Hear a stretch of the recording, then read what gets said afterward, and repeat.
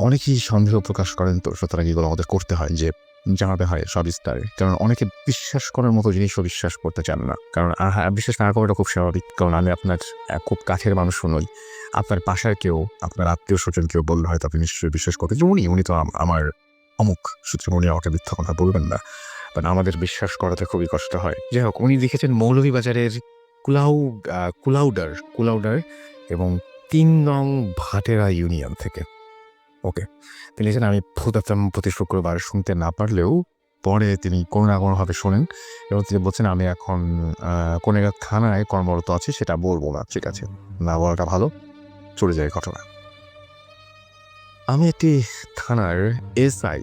দিনটি ছিল ২০১৫ সালের জানুয়ারি মাসের রবিবার। সেদিন থানায় কিছু কনস্টেবল সদস্য ছুটিতে থাকায় নাইট ডিউটির নেতৃত্ব আমার উপরে পড়ে। আমিও আমার থানার ২ কনস্টেবল আরিফ এবং মানিককে নিয়ে রাত ১০টায় একটা সিএনজি করে টহল আরম্ভ করি।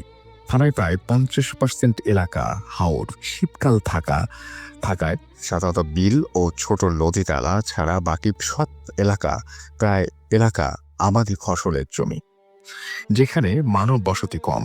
রাত প্রায় ১২টা, থানা থেকে কল আসলো উপজেলার একটি গ্রামের খালে একটা লাশ পাওয়া গেছে। স্থানীয়রা বিষয়টি ফোন করে থানায় বলে। বিষয়টি তদন্ত করার জন্য আমায় যেতে হবে। ড্রাইভারকে গ্রামের নাম বলতেই দেখলাম কেমন যেন ভীত হয়ে গেল। ও বলল, স্যার সকালে গেলে হয় না? আমি বললাম, কেন? ও বলল, স্যার এত রাতে ওই গ্রামে যাওয়া ঠিক না। আমি বললাম, কি সমস্যা ওখানে? বলল, তা আপনি বিশ্বাস করবেন না। আমি বললাম, ধুর মিয়া, চলেন, আমরা আছি না, কোনো সমস্যা হবে না। আমার সাথে থাকা পুলিশ সদস্যরা একটু কৌতূহল বশত সিএনজি ড্রাইভারকে প্রশ্ন করলো, কি সমস্যা ওখানে? সাথে সাথে আমি ওদের ৩ জনকে ধমক দিলাম। ড্রাইভার বিড়বিড় করে বলল, আরও কিছু পুলিশ আনলে ভালো হতো। যাক, আমরা প্রায় সেই গ্রামের কাছাকাছি এসে গেছি। দেখলাম হালকা গাছপালা ও তেমন জনবসতি নেই। এমন গ্রাম, রাস্তার পাশ দিয়ে বয়ে গেছে মাঝারি সাইজের খাল। খালে তেমন পানি নেই। ঘটনাস্থলে দেখলাম ৩-৪ জন লোক হাতে টর্চ লাইট ও মাছ শিকারের টেটা নিয়ে দাঁড়িয়ে আছে। ওরা আমাদের দেখে সালাম দিয়ে বলল, ওই যে স্যার দেখেন। লাশ দেখার আগে আমি তাদের চোখে মুখে একটা ভয় কাজ করছে দেখলাম। কাছে গিয়ে দেখলাম এটা মেয়ের লাশ পড়ে আছে খালের পানিতে, প্রায় ৬-৭ দিন আগের মরা। জিজ্ঞেস করলাম, কেউ চেনেন কার লাশ? উত্তরে না। ফোন করে থানায় ঘটনার সত্যতা নিশ্চিত করলাম।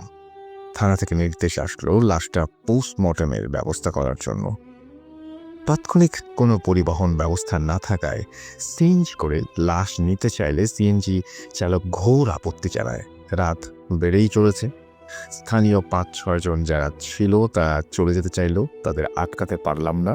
যারা তারা গেলই এবং রইলাম আমরা ৩ পুলিশ, চালক ও প্রাণহীন এক যুবতীর লাশ। প্রায় রাত তখন ৩টার ওপরে। চিন্তা করলাম রাত এখানেই কাটিয়ে দেব। সকাল হলেই কোনো না কোনো ব্যবস্থা করে লাশ সহ থানায় নিয়ে যাব। কিন্তু সিএনজি চালক চলে যেতে চাইল। কারণ জানতে চাইলে বলল জায়গাটা বেশ ভয়ানক। ধমক দিতেই কেঁদে বলল, স্যার আমার সিএনজির পেছনের সিটের মাঝখানে দিলে আমি থাকবো। বললাম, ঠিক আছে। পিছনের সিটে দুপাশে পুলিশ ও মাঝখানে চালক বসলো। আমি চালকের আসনে বুঝতেই পারলাম না আমার জন্য কি ভয়ানক জিনিস অপেক্ষা করছে। সিএনজি লাশ থেকে প্রায় ১০০ গজ দূরে চাঁদের আলোয় কিছু দেখা যাচ্ছে। একসময় বুঝলাম আমার ২ পুলিশ সদস্য সহ চালক ঘুমিয়ে পড়েছে। পকেট থেকে ফোন বের করে ফেসবুক ব্রাউজ করছিলাম। হঠাৎ নূপুরের শব্দে ঘুম ভাঙল। গাড়ি থেকে নেমে শব্দটা কোথায় থেকে আসছে দেখলাম। খালের পাড়ে পানির কাছে দেখলাম একজন বসে আছে। এত রাতে এখানে কে? প্রশ্নের উত্তর খুঁজতে একটু সামনে যেতেই বুঝলাম কোনো মহিলা বসে কি যেন করছে। মোবাইলের ফ্ল্যাশ জ্বালাতেই দেখলাম লাশের পাশে বসে আছে ওই মহিলাটি। জিজ্ঞেস করলাম, কে আপনি? এখানে কি করছেন? কোনো উত্তর নেই। আরো কাছে গেলাম। বুঝতে পারলাম মহিলাটি লাশের পাশে বসে কিছু খাচ্ছে। ধমক দিয়ে বললাম, এই যে কে আপনি? এখানে কি করছেন? বলতে মহিলাটি আমার দিকে তাকালো। দেখলাম যা দেখলাম তাতে আমার শরীরের সজীব এবং তাতে আমার জীবনের সবচেয়ে ভয়ঙ্কর দৃশ্য দেখলাম। মানুষের আকৃতি, তবে মাথায় শিং জাতীয় কিছু একটা। মেয়েটির একটি হাত মনে হয় সে ছিঁড়ে ছিঁড়ে খাচ্ছিল সেই সময়। আমি তার দিকে চেয়ে একটা বিকৃত আকারে হাসি দিল আমি তার দিকে তাকাতে একটা বিকৃত আকারে হাসি দিল। সাথে সাথে আমি আর দাঁড়াতে পারলাম না, চিৎকার দিয়ে দৌড় দিলাম এবং ওই মহিলাটি আমার দিকেই যাও দৌড়ে আসছে। প্রাণপণ দৌড় দিয়ে আরেকটা চিৎকার দিয়ে মাটিতে পড়ে গেলাম। মনে হয় তখনই জ্ঞান হারাই। সকালে নিজের গাড়ির পাশে আবিষ্কার করলাম, দেখলাম লোকজন আমার দিকে তাকিয়ে আছে। ওরা জিজ্ঞেস করতে সব বললাম। আমার সাথে থাকা পুলিশ সদস্যদের জিজ্ঞেস করলাম তারা কিছু টের পেল কিনা। উত্তরে তারা বলল একটা চিৎকার শুনে জেগে যায় এবং গাড়ি থেকে নেমে দেখে আমি খাল থেকে উপরে ওঠার জন্য চেষ্টা করছি, আর আমার পিছনে কেউ একজন দৌড়াচ্ছে। সাথে সাথে তারা তাদের সাথে থাকা রাইফেল ও টর্চ দিয়ে দেখার চেষ্টা করে। ততক্ষণে সেই মহিলাটি খালের দিকে দৌড়ে অদৃশ্য হয়ে যায়। পরে দেখলাম মৃত সেই মহিলার লাশটার বেশ কিছু অংশ কেউ খেয়ে ফেলেছে। আমি বিশ্বাস করি ওই দিন মহান আল্লাহ তাআলা আমায় রক্ষা করেছেন, না হলে আমারও অবস্থা খালে পড়ে থাকা লাশের মতোই হতো। আর কিছু লিখলাম না, আরও অনেক ঘটনা আছে, পারলে অবসরে স্টুডিওতে এসে বলবো। ধন্যবাদ। মেলটা রয়েছে, সেই ইমেলটা যিনি পাঠিয়েছেন তার মতো করেই পড়ছি, শুনুন তাহলে। তিনি লিখছেন যে আসসালামু আলাইকুম রাসেল ভাই, গাইবান্ধা থেকে শাতিল আবু আল সাইদ। মূল ঘটনায় প্রবেশ করা যাক। নিজেকে ভালোভাবে প্রস্তুত করার জন্য বিভিন্ন প্রতিষ্ঠানে যোগাযোগ রাখা আর বিভিন্ন কাজে ব্যস্ত থাকা ছিল প্রতিদিনের রুটিন। তবে অবসর সময়টা কখনো নিজের দায়িত্বেই ছিল। সময়টা ছিল 2013 ডিসেম্বর 2 তারিখ। সেই দিন সন্ধ্যার দিকটা হবে। বাসায় থাকতে কেমন বিরক্ত লাগছে, তাই আমি ধানমন্ডি 27-এর বাসা থেকে বের হয়ে হাতিরপুল এলাকায় রিক্সা নিয়ে ঠিক রাত 7:30-এর মধ্যে উপস্থিত হলাম। পুরো সেই বড় ভাইয়ারা আর কিছু ছোট ভাই ছিল, তাদের সাথে বেশ জমিয়ে আড্ডা দিলাম। সময় এত তাড়াতাড়ি অতিবাহিত হবে বুঝে উঠতে পার। তখন ঘড়িতে 11টা বাজে। রাতের খাবারটাও সবার সাথে শেয়ার করে ফেলেছি। রাত বেশি হওয়াতে বাসায় যেতে হবে, তাই সবার কাছ থেকে বিদায় নিয়ে বাসার উদ্দেশ্যে যাওয়ার জন্য রিক্সা ঠিক করলাম আর সাথে সাথে রিক্সায় উঠে বসলাম। তখনই আমার পরিচিত যে ভাইয়াটা ছিল বড় ভাইয়া, কোনো এক বিশেষ কারণে সেই ভাইয়ার নাম প্রকাশ করতে পারলাম না। উনি আমাকে বললেন, কই যাও, বাসায় যাচ্ছ? আমি বললাম অনেক রাত হয়ে যাচ্ছে, তাই বাসায় চলে যাব। ভাইয়া বললেন, আজ আমার সাথে আমার বাসায় চলো, আমি একা, আমার নতুন বাসা ভাড়া নিয়েছি, জায়গাটাও নতুন, আর বেশ আড্ডা দেব, চলো। আমি আর দেরি না করি, বাসায় জানিয়ে দিও তুমি আমার সাথে আজ থাকবে। আমি যে রিক্সায় উঠেছিলাম, ভাইয়া রিক্সাওয়ালাকে বলল কামরাঙ্গীর চচ্চড়ার। উনি বলল, না যাব না, তবে মিশন পর্যন্ত যাব। ভাইয়া বলল, ঠিক আছে চলেন। মিশন পর্যন্ত যেতে রাত 11:45 অর্থাৎ 11:15 মতো বেঁচে গেল। মিশন থেকে মেইন রোডটা পার হলাম আর কামরাঙ্গী চর এলাকায় প্রবেশ করার জন্য যে ছোট ব্রিজটা ছিল তা পায়ে হেঁটে পার হলাম। পার হয়ে আরেকটি রিক্সা নেওয়া হলো আর রিক্সাওয়ালাকে বললাম যে একটা জায়গায় যেতে, আমি জায়গার নাম বুঝতে পারিনি। রাস্তা তখন ভালো ছিল না, এখনো ভালো আছে কিনা জানি। রাত 12:20 মতো হবে। রিক্সা গিয়ে থামলো অন্য রাস্তার এক গলির সামনে। রাস্তায় এত পরিমাণ বালি, সেখানে রিক্সা নিয়ে যাওয়ার পরিস্থিতি ছিল না। তাই ভাইয়া বলল, নতুন রাস্তা হচ্ছে, তাই দয়া করে একটু কষ্ট করো। এই তো সামনে যে বাড়িটা দেখা যাচ্ছে 5 তলা, ওই বাড়িটার 3য় তলা বাসা ভাড়া নিয়েছি। বাসার নিচে এসে ভাইয়া তার পরিচিত যে ছোট ভাই ছিল তাকে ফোন দিল, আর সে কিছুক্ষণ পর নিচে নেমে এসে মেইন গেটটা খুলে দিল। বাড়িটা ছিল নতুন, আর যে ছোট ভাইটা ছিল ও থাকতো তার ফ্যামিলি নিয়ে 5 তলায়। বাসার সিঁড়ি দিয়ে উঠতে গাঁটা কেমন যেন কাটা দিয়ে উঠলো। কেমন স্তব্ধতা বাড়িটিকে ঘিরে রেখেছে। তলায় উঠতেই ছোট ভাইটা ছিল, ও বলল যে ভাড়াটিয়ারা ছিল তারা আজকেই বাসা থেকে যেতে পারেনি, ওরা কাল যাবে। আপনি কিছু মনে করবেন না, আপনার জন্য একটা রুম খালি করে আপনার আসবাবপত্র সহ সবকিছু রেডি করা আছে। 3য় তলার হাতের ডান পাশের ফ্ল্যাটের গেটের সামনে আমরা 3 জন দাঁড়িয়ে। আমার নাকে আগরবাতির তীব্র ঘ্রাণ পাচ্ছি, কিন্তু কাউকে বলার মতো তখন কোনো আমি সুযোগ পাচ্ছিলাম না। ছোট ভাইটা গেটটা লক করলো এবং ফ্ল্যাটের ভেতর থেকে একটি মধ্যবয়স্ক লোক এসে গেটটা খুলে দিল আর খুব শান্ত গলায় বলল, বাবা এসেছো? আমি খুব দুঃখিত, আজ যেতে পারিনি, তাই মাঝখানের রুমটা গোছানো আছে, যাও ঘুমিয়ে পড়ো। ছোট ভাইটা ছিল, ও চলে গেল নিজের ফ্ল্যাটে। আমি আর ভাইয়া সোজা রুমেও চলে গেলাম। আর আমার আগরবাতির তীব্র ঘ্রাণটা মাথাটা ঝিমঝিম করছে। রুমে বাথরুম থাকায় ভালো করে ফ্রেশ হয়ে বিছানায় শুলাম। রাত 11টা বেজে গেছে। ভাইয়াও তার বিছানায় শুয়ে পড়লো। ঠিক 5 মিনিট যেতে না যেতেই ভাইয়া বলল, তুমি কি কোনো ঘ্রাণ পাচ্ছ? আগরবাতির মতো ঘ্রাণ। আমি বললাম, আপনিও কি পাচ্ছেন? আমি তো গেটে দাঁড়াতেই এই ঘ্রাণটা পেয়েছি। আমি বললাম, ইসলামিক মাইন্ডের ফ্যামিলি হয়তো খুব উনি যেটা বোঝা যাচ্ছেন খুব ধার্মিক একটা পরিবার, এই জন্য হয়তো বা। যাই হোক, কথা না বাড়িয়ে আমরা ঘুমানোর চেষ্টা করলাম। আমার এখনো মনে আছে, আমি মনে হয় ঘুমিয়ে পড়েছিলাম। হঠাৎ আমার কাছে যে ফোনটা ছিল বালিশের পাশে, সেটাতে আধ খোলা অবস্থায় সময়টা দেখে নিলাম। ঘড়িতে রাত 2:05। আমার কানে পানি পড়ার শব্দ আস্তে আস্তে আসতে লাগলো।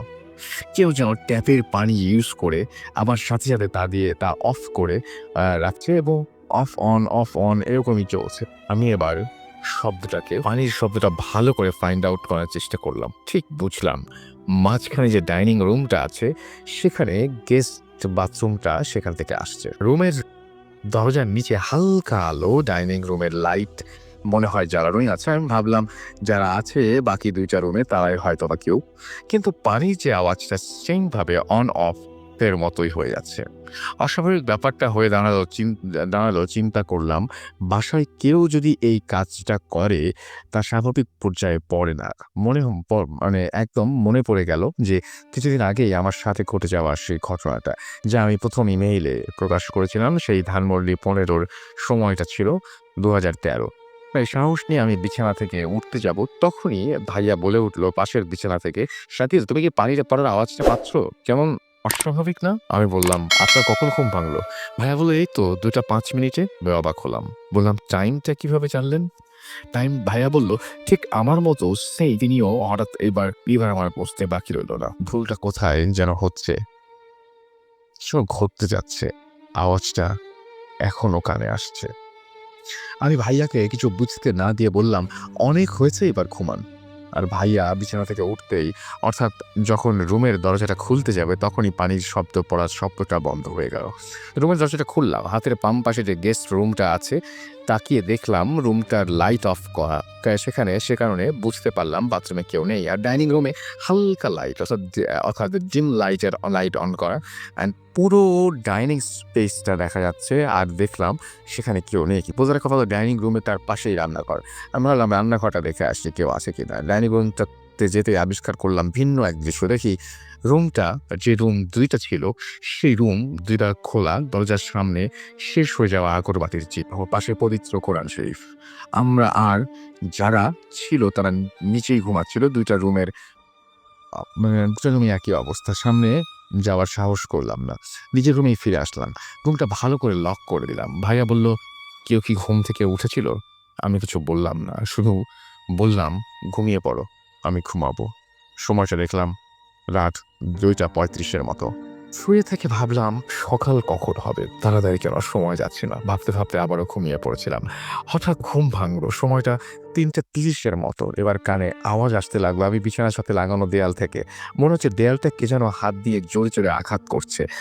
বুকটা সাথে সাথে কেঁপে উঠলো। ভাবছি কি হবে, কি হতে যাচ্ছে, কি বা ঘটবে। তখনই পাশের বিছানায় ভাইটা বলল, সাথীর, ঘুমিয়ে পড়েছো? কেমন কিসের এবার ধুপধুপ আওয়াজ? আমি কিছুক্ষণ চুপ করে থাকার পর ভাইয়া বুঝতে না দিয়ে বললাম, ঘুমান তো এখন, আর কিসের বা আওয়াজ? আপনি পাচ্ছেন? মনে হয় আপনি স্বপ্ন দেখেছেন, এখন ঘুমা। ভাইয়া কিছু না তোলে চুপ করে থাকলো। আওয়াজটা কিন্তু হচ্ছি। আমি তখন কেন যেন মনে করে আমার বিছানার দেয়ালে হাত দিলাম, আর সাথে শরীরের সব লোম দাঁড়িয়ে গেল। দেয়ালটা কাঁপছে, মনে হয় কেউ ভাঙতে চেষ্টা করছে। আমি কিছু না ভেবে চুপচাপ সকাল হওয়ার অপেক্ষায় থাকলাম। আজানের ধ্বনি কানে আসার সাথে সাথে মনে হয় আমি ঘুমিয়ে পড়েছিলাম। আমাকে কি যেন ডাকছে। চোখ মেলে দেখি ভাইয়া ডাকছে। আমি চোখ মেলে ভাইয়াকে বললাম, কয়টা বাজে? ভাইয়া বলল, এখন বিকেল 4টা বাজে, ওঠ আর ফ্রেশ হয়ে খাবার খেয়ে নে। খাবার বাইরে থেকে এনেছি, লেট করলে খাবার নষ্ট হয়ে যাবে, ওঠ তাড়াতাড়ি। রাতে যা ঘটেছিল তা একদমই তখন আর মনে ছিল না। খাবার শেষ হতেই রুমে আসলো মধ্যবয়স্ক লোকটা। আর সাথে এক মহিলা, উনি বলল, বাবারা আমরা চলে যাচ্ছি, তোমরা ভালো থেকো, তোমাদের অনেক কষ্ট দিলাম। আমি বললাম, না না, কি বলছেন, কষ্ট কেন হবে? আর মহিলার সাথে সাথে কণ্ঠ ভার করে বলল, বাবা এইখানে দেখে শুনে থেকো, আর সন্ধ্যার পর একা থাকবে না, আর সাথে পুরো ফ্ল্যাট ঘরের বাতি চালিয়ে রাখবে, কেমন? আমি বোকার মতো বললাম, কেন আন্টি? আন্টি যা বলল আমি আর ভাইয়া শোনার জন্য একেবারেই প্রস্তুত ছিলাম না। উনি বললেন, 3 দিন হয়ে গেল আমার একমাত্র মেয়েটা মারা গেছে। সাধারণভাবে মারা গেলে আমরা দুঃখ পেতাম না। আমার মেয়েটা নিজেকে কি যে মনে করে, তোমাদের যে পাশের রুমটা আছে সেখানে আত্মহত্যা করেছে। সে গলায় ফাঁসি দিয়ে নিজেকে শেষ করেছে। আন্টি কেঁদে যাচ্ছে, সাথে মধ্যবয়স্ক লোকটাও, আর বলল, কেউ যদি মারা যায় সেখানে 3 দিন নিজের লোকজন থাকতে হয়, তাই আমরাও। আমি আর কিছু বলতে পারছি না। রাতের ঘটনাটা মনে পড়ে গেল। ভাইয়া আমার দিকে, আমি ভাইয়ার দিকে বোকা মানুষের মতো তাকিয়ে আছি। সেদিন ঠিক সন্ধ্যার আগেই ভাইয়া আর আমি ওই বাসা থেকে বের হয়ে আর আমার বাসায় চলে আসি। কিছুদিন সময় কেটে গেল। ডিসেম্বর মাস শেষ। 31st নাইট 2013 শেষ হয়ে গেল। 2014 সালে নতুন বছরের আগমন হবে। রাত 9টায় ফোন আসলো সেই ভাইয়ার। 1 মাস আগে ঘটে যাওয়া যে ঘটনাটা, যে বাসায় ছিলাম, যে ভাইয়াটার সাথে সে ভাইয়াটা, ফোনটা রিসিভ করলাম। বললাম, শাকিল কেমন আছো? আজ যদি তোমার কোথাও প্রোগ্রাম না থাকে চলে আসো আমার সাথে। আমি আর আমার বন্ধু বান্ধব সহ 5 জন আছি। মনে আছে কি তোমার ওই কামরাঙ্গীরচর যে বাসাটায় নিয়ে গেছিলাম সেখানে যাব। কাল তো বাসাটা চেঞ্জ করব, তাই যদি তুমি আসো। আমি বললাম, ভাইয়া ওই বাসায় আবারও? ভাইয়া বলল, দয়া করে আমার ফ্রেন্ডদেরকে বলবা না ওইখানে আমার সাথে কি হয়েছিল, আর যদি আমার ফ্রেন্ডসরা জানতে পারে তাহলে কিন্তু ওরা যাবে না। আর তুমি চলে আসো, যেহেতু 5 জন আছি, কোনো প্রবলেম হবে না। আমরা ওয়েট করছি। আমি আবারও ফিরে আসলাম ওই বাসায়। রাত 11:30 তখন। আর মাত্র 30 মিনিট বাকি নতুন বছর শুরু হতে। সবাই নানান কাজে ব্যস্ত। আমি চুপচাপ আছি। আমি দেখলাম ভাইয়ের এক ফ্রেন্ড কথা বলতে বলতে সেই রুমটার দিকে চলে যায়। সেই রুমটা ওই যে একমাত্র মেয়েটা ফাঁসি দিয়ে আত্মহত্যা করেছিল সেই রুম। আমি ইশারায় বাধা দেওয়ার চেষ্টা করলাম, কাজ হলো না। আবার ভাইয়াকে বললাম, আপনার ফ্রেন্ড কিন্তু ওই রুমে গিয়ে কথা বলছে, প্লিজ তাকে বলুন অন্য রুমে গিয়ে কথা বলতে। ভাইয়া বলল, ধুর বোকা, এত লোক এখানে আর তুমি ভয় পাচ্ছ? আমি অতীতের সব ঘটনা ভুলে যাচ্ছ? আমি আবারও চুপ। এত লোকের মাঝেও এত স্তব্ধতা কাজ করছে, ঠিক আগের মতো। আমি প্রথমেই বাসায় এসেছিলাম সেদিনের মতো। গায়ের লোম আবারও দাঁড়িয়ে গেল। পাশে রুমে ভাইয়া যে ফ্রেন্ডটা ফোনে কথা বলছিল, ওনার বিকট হাসির আওয়াজ কানে আসলো। আমার পাশে যারা ছিল তারা একটু বিব্রত বোধ করলো। এত আওয়াজ করে কি কেউ হাসতে পারে? ভাইয়া আমাকে বলল, যাও তো দেখে আসো, এত জোরে হাসছে কেন? আমি পা বাড়ালাম ওই রুমে যাওয়ার জন্য। রুমের দরজা হালকা করে লাগানো ছিল। ধাক্কা দিতে মৃদু আলোতে যা দেখলাম, ভাইয়ার ফ্রেন্ডটা মেঝেতে শুয়ে হাত পা ছড়াচ্ছে, উলট-পালট করছে আর হাসছে। আমি চিৎকার দিয়ে সবাইকে বললাম, তাড়াতাড়ি এসে দেখে যাও কি হচ্ছে এখানে। সবাই আসলো, আর ফ্রেন্ডটা ওই অবস্থায় টেনে টেনে আমরা যে রুমে ছিলাম সেই রুমে নিয়ে আসা হলো। ভাইয়ের ফ্রেন্ডদের ব্যবহার রীতিমতো ভয়াবহ হতে শুরু করলো। হাসিটা ভিন্ন আওয়াজ ধারণ করলো, যাকে আমরা স্বাভাবিক হাসি বলে মানতে রাজি না। সাথে চোখ মুখ লাল হতে শুরু করলো। আমি ভাইয়াকে বললাম, এই ফ্ল্যাটে তো আপনার যে ছোট ভাই থাকে, ওকে তাড়াতাড়ি ডাকেন, পারলে একজন হুজুর নিয়ে আসতে বলেন। হুজুর আসলো, সূরা পড়তে লাগলো। ভাইয়ার ফ্রেন্ডদের শরীরে ফু দিল। রাত 12টা 1 মিনিটে বাইরে থেকে আতশবাজির আওয়াজ, হই হুল্লার শোনা যাচ্ছে। তখন আমরা পিছনে দেয়ালের সাথে লাগিয়ে দাঁড়িয়ে ছিলাম। হঠাৎ চোখ পড়ল রুমে যে বাথরুম ছিল, বাথরুমের দরজার নিচের দিকে। বলে রাখা ভালো, বাথরুমের দরজার নিচটা মেঝে থেকে 3 ইঞ্চি ফাঁকা। বাথরুমের লাইট অন করা ছিল, আর দরজাটার বাহির থেকে লাগানোই ছিল। যা দেখলাম আমরা বিশ্বাস আর কল্পনার বাইরে। আমরা দ্বিতীয়বার দেখতে চাই না। দেখলাম একটা পায়ের 5টা আঙুল, এত সুন্দর নখে নীল রং আর আলতা লাগানো, আর একটা আঙুলে একটা রিং লাগানো যা জলজল করছে। বুঝতে আর বাকি রইল না, এইটা একটা মেয়ের পা। শরীরটা পুরো ঠান্ডা হয়ে গেল। হালকা পানিতে পা রেখে সরানো যায় যে পানির চিহ্নটা, ঠিক তেমনি ওই মেয়েটার পা আস্তে আস্তে অদৃশ্য হয়ে গেল। আর মেয়েটার পায়ে আঙুলের চিহ্নটাও ওই বাথরুমের দরজার নিচে রয়েই গেল। আর সাথে সাথে ভাইয়ার ফ্রেন্ডটা, যে কিনা অস্বাভাবিক ছিল, সে স্বাভাবিক হয়ে গেল। আমি হাঁ করে তাকিয়ে আছি দরজার দিকে এক দৃষ্টিতে। ভাইয়ার হাত আমার শরীর স্পর্শ করায় আমি নিজেকে ফিরে পেলাম। ভাবতে লাগলাম, সবাই আছে তো এখানে? সবাই থাকা সত্ত্বেও আমি কি আবারও একা? আজও উত্তর জানতে পারিনি। কেন আমি আবার? কেন? আপনাদের যদি কোনো উত্তর জানা থাকে জানাবেন। যারা শুনছেন বা শুনবেন, যদি কখনো আপনারা মাগুর পাড়াতে যান আর যে মেয়েটা কিভাবে মারা গেছে তা যদি বলেন, ঠিক সবাই আঙুল উঁচিয়ে দেখিয়ে দিবে সেই বাড়িটা। সবাই ভালো থাকবেন। আরও অনেক ঘটনা আছে, লিখে পাঠাবো। তিনি যেভাবে লিখছেন আমি সেভাবেই পাওয়ার চেষ্টা করছি। আসসালামু আলাইকুম আসল ভাই, মাসুম ভাই, and all other listeners of Bhoot FM. Wishing you all a very happy Eid Mubarak এবং তিনি লিখেছেন hope you are well এবং তিনি বলছেন it's Fahad back again from Auckland এবং তিনি বলছেন I'm going to share a true story which is still a big hue and cry of a small Kiwi town named Milton. As you know, New Zealand হচ্ছে ওয়ার্ল্ডের one of the most beautiful country. আর এখানে south আইল্যান্ডের প্রতিটা সিটিজ, towns এবং সাবার্বস সব যেন আরেকটা সাথে সৌন্দর্যের পাল্লা দিয়ে চলে।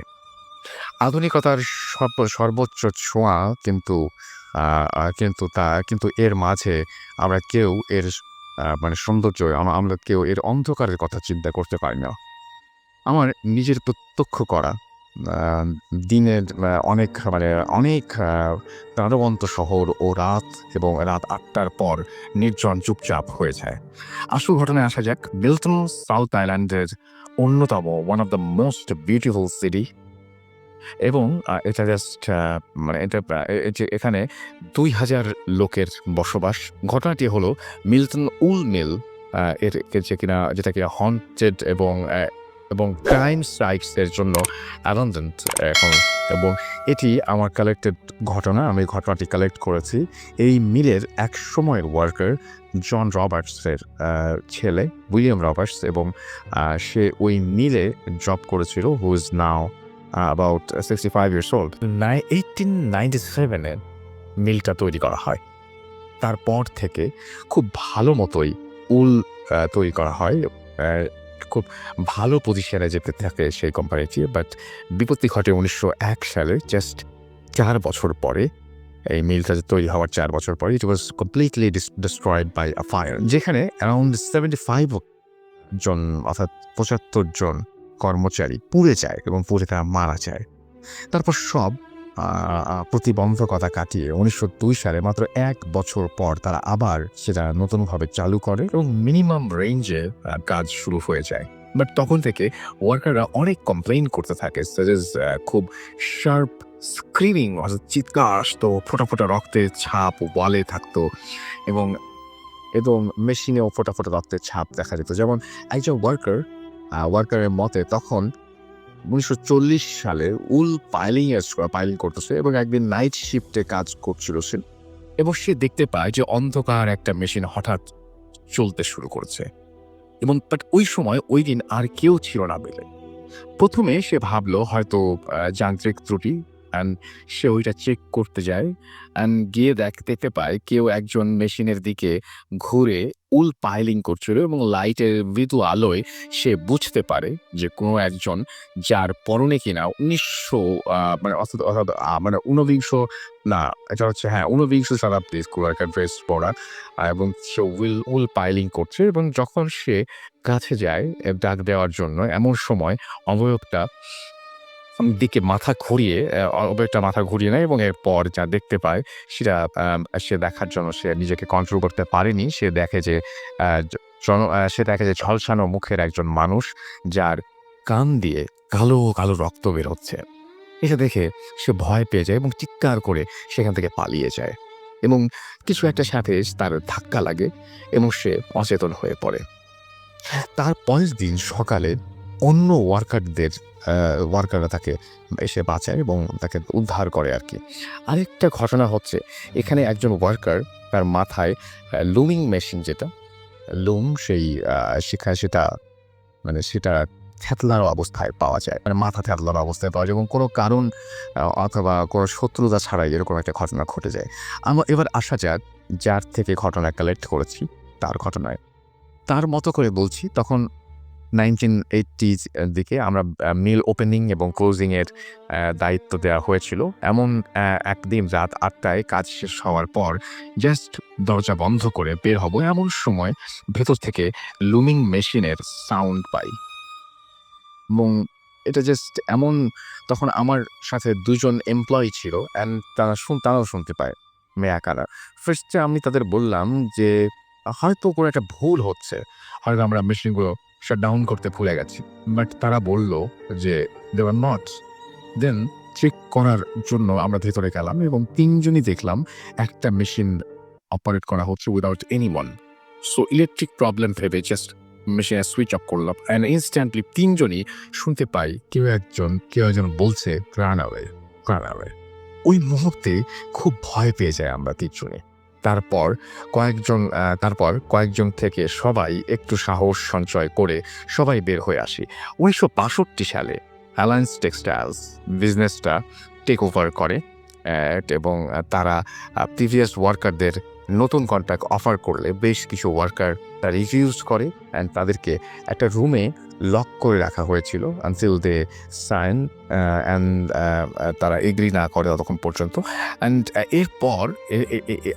এরপর আর মানে এর জন্য লং প্রোটেস্ট হয়েছিল এবং ওল্ড এমপ্লয়িজরা প্যারানর্মাল জিনিসপত্র দেখতে পেত এবং অনেক কমপ্লেন করতো। 1999-এ এই মিল অ্যাবান্ডন ঘোষণা করা হয়।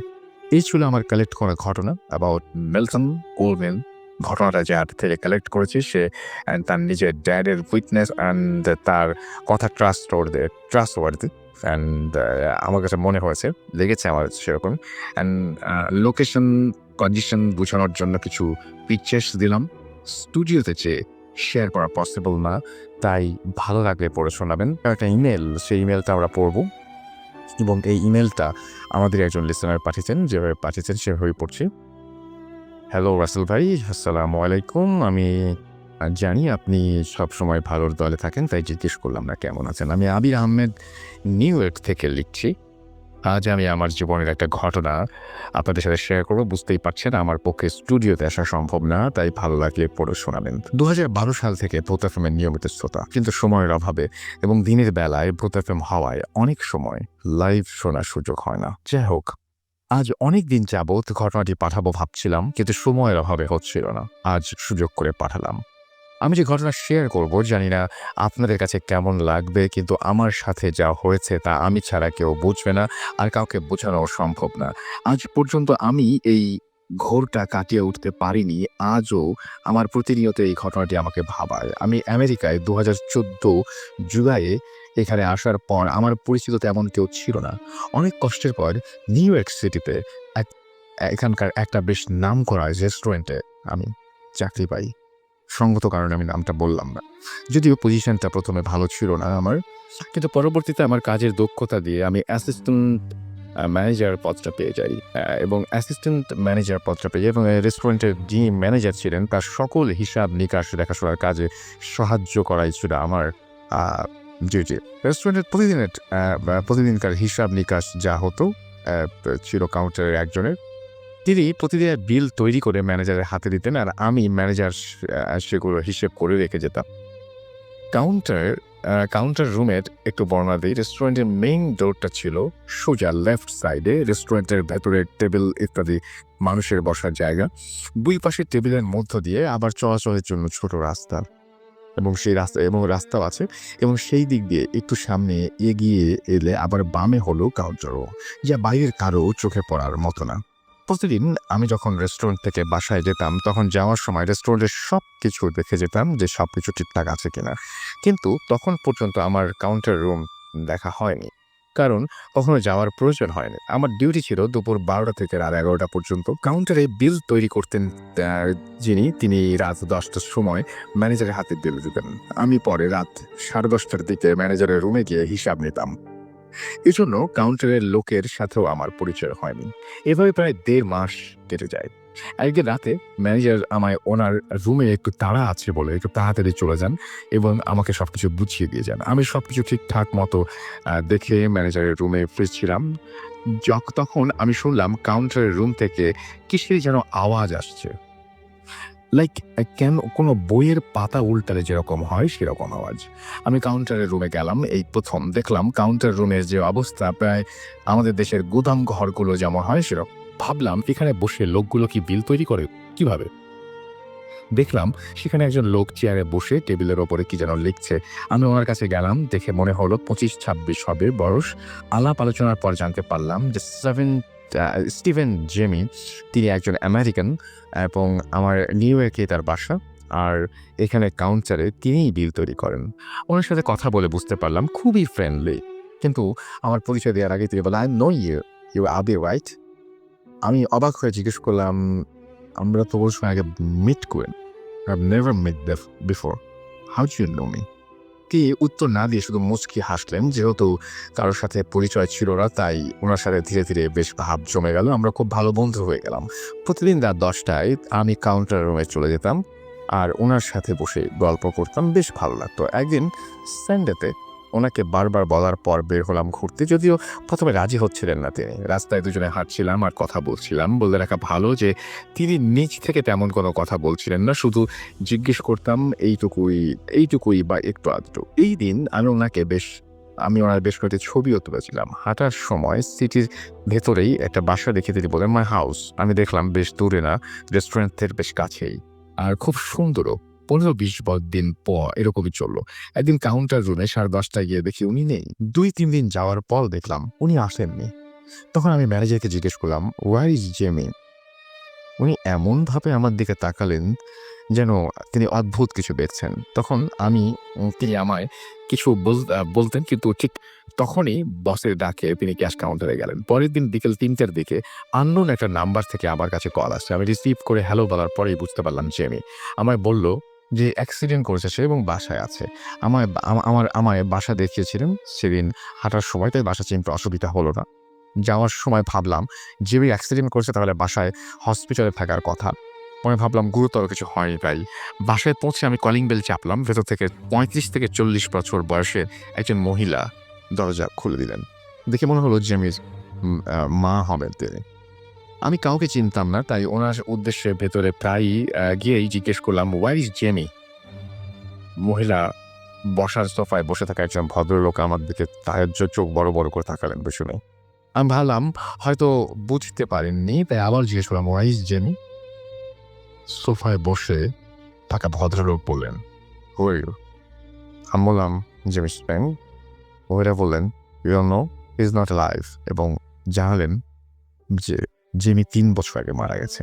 শোনা মাত্র আমি খুব শকড। নিজের কানকে বিশ্বাস করতে পারছিলাম না। আমি বুঝতে পারছিলাম না আমি কি পৃথিবীর ওপরে আছি ঈশ্বর ডানা বলে। আমি তাদের বাসা থেকে ব্যাক করবো বলে ঘুরে দাঁড়ালাম। যে মুহূর্তে হলাম সেই মুহূর্তে জেমি একটা ছবি দেখলাম যে দেয়ালে ঝুলছে, ঠিক যেরকমটা আমি দেখেছিলাম কাউন্টার রুমে।